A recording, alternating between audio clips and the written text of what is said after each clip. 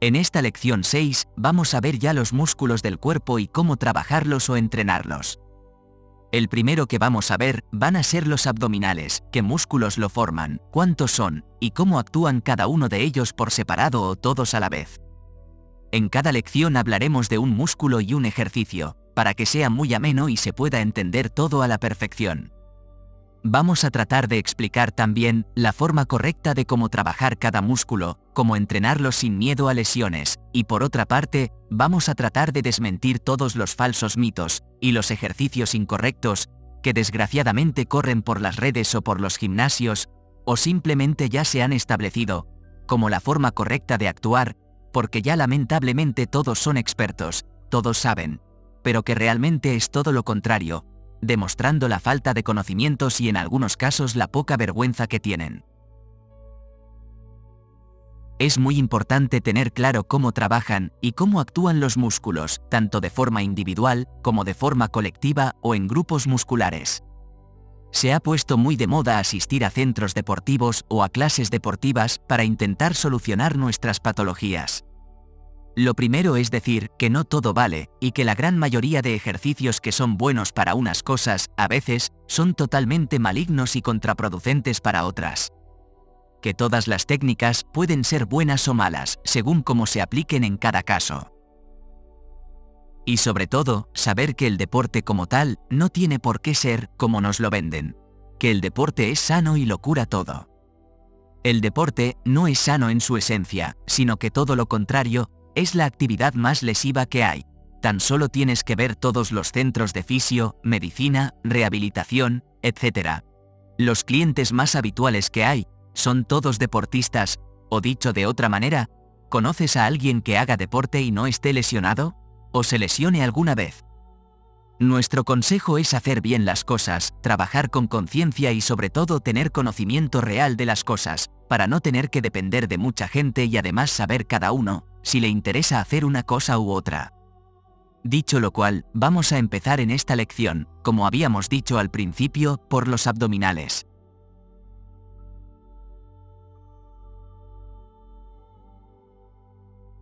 Los músculos abdominales, sus orígenes, inserciones y acciones. Los músculos abdominales lo forman 4 capas musculares. Primera. Transverso abdominal, es el más profundo de los abdominales. Segunda. Oblicuo interno, es un músculo delgado parecido a una lámina, situado a los lados del tronco. Tercera. Oblicuo externo, es también un músculo parecido a una lámina, con fibras que circulan opuestamente al oblicuo interno.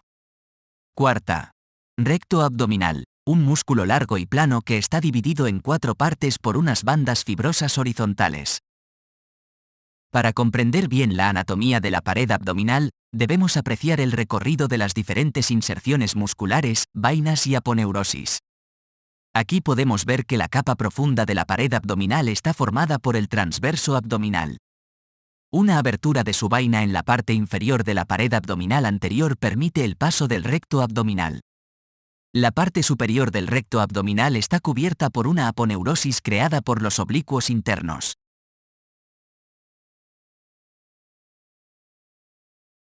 Superficial a esa aponeurosis se encuentra otra aponeurosis creada por el oblicuo externo.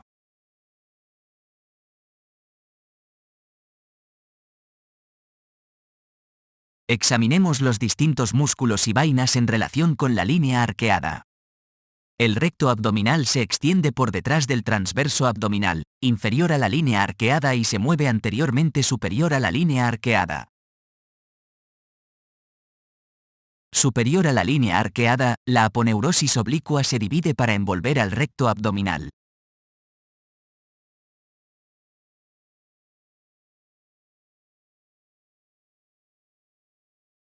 Superficial a la aponeurosis del oblicuo interno se encuentra el músculo oblicuo externo y la aponeurosis.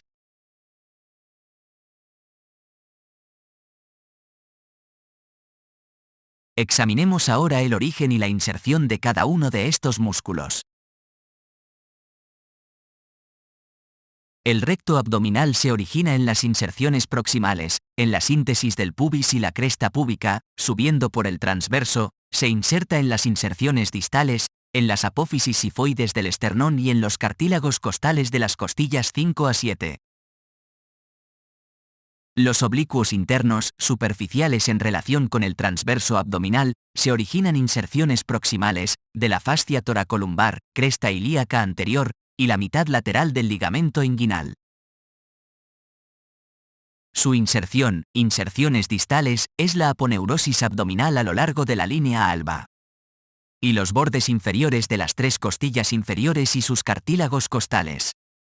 Los oblicuos externos se originan, inserción proximal, en las superficies externas de la quinta a la 12ª costilla, desplazamiento anterior e inferior para su inserción, inserciones distales, en la cresta ilíaca anterior y la aponeurosis abdominal a lo largo de la línea alba. Ventralmente, construye una gran aponeurosis que se extiende medialmente hasta la línea alba. La capa más profunda está formada por el transverso abdominal. Esta parte de la pared abdominal se origina, inserciones proximales, desde la fascia toracolumbar, cresta ilíaca anterior, mitad lateral del ligamento inguinal, y el cartílago de las costillas, 6 a 12. Se inserta, en las inserciones distales, en aponeurosis abdominal a lo largo de la línea alba y a la síntesis púbica. La inervación del recto abdominal proviene de las ramas anteriores de los 7 nervios espinales torácicos. T7 a T12.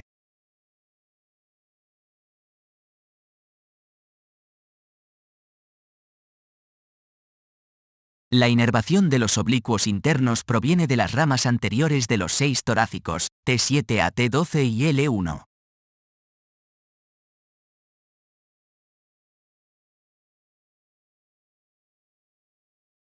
La inervación de los oblicuos externos proviene de ramas anteriores de los 6 nervios espinales torácicos. T7 a T12.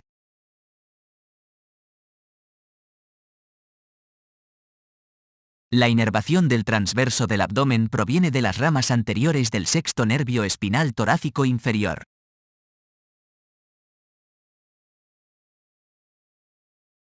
T7 a T12 y L1. Las acciones de los músculos abdominales son la flexión de la columna vertebral.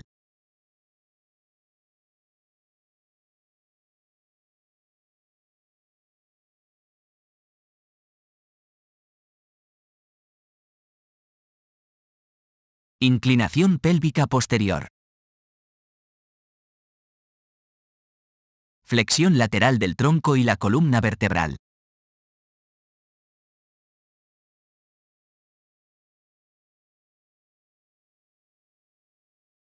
Y la rotación horizontal del tronco y la columna vertebral.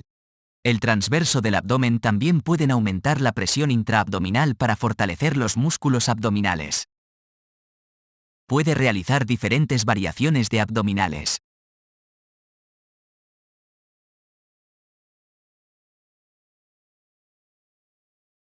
Para estirar los músculos abdominales, utilice la extensión del tronco con inclinación pélvica anterior.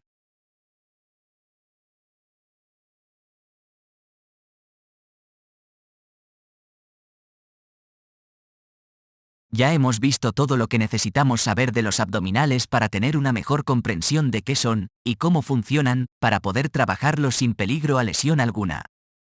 Hemos visto cada uno de los 4 músculos abdominales por separado, para conocerlos mejor. Pero que nadie os engañe, no trabajan por separado, ni se puede aislar ningún músculo abdominal para que trabaje solo ese músculo en concreto. Son músculos sinérgicos entre ellos, y o trabajan los 4 a la vez, tal y como vimos en la lección 4, sobre las acciones motoras de los músculos, o no trabaja ninguno.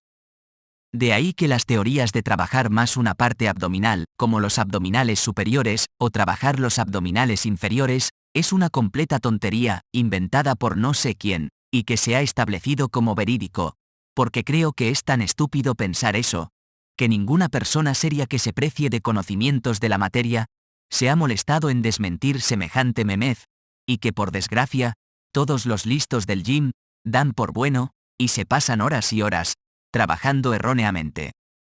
A los hechos me remito, se puede comprobar en cualquier campeonato de fitness, donde los atletas se presentan con niveles de tonificación límites, podrán comprobar que absolutamente todos salen con los abdominales según su genética, y no, según si han trabajado más una parte o la otra.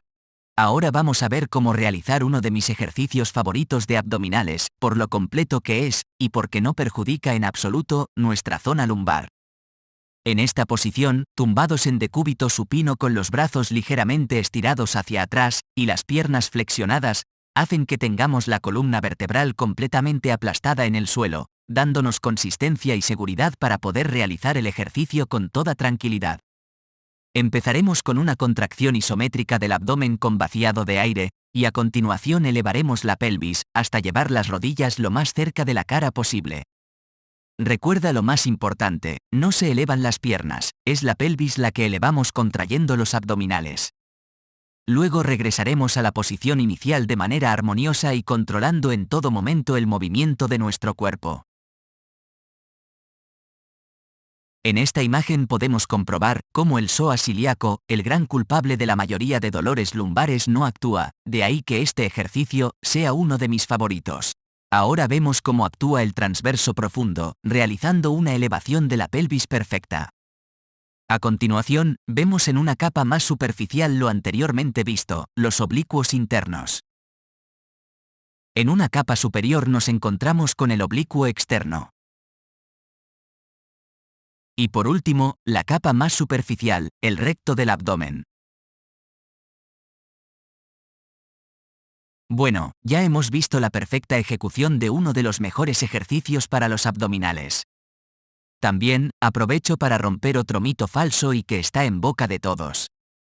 Para obtener una cintura así, con abdominales marcados, para nada hay que trabajarlos todos los días, pues lo único que hacemos es un gasto calórico innecesario e inútil. Para tener una buena cintura, con 2, máximo 3 días de entreno a la semana, son más que suficiente. Una cintura pequeña con los abdominales marcados son un 90% dieta y el otro 10% entrenamiento. Con lo que no le dediques un tiempo excesivo a entrenar mucho la zona abdominal, si tu objetivo es que se vean los abdominales, y céntrate completamente en la dieta.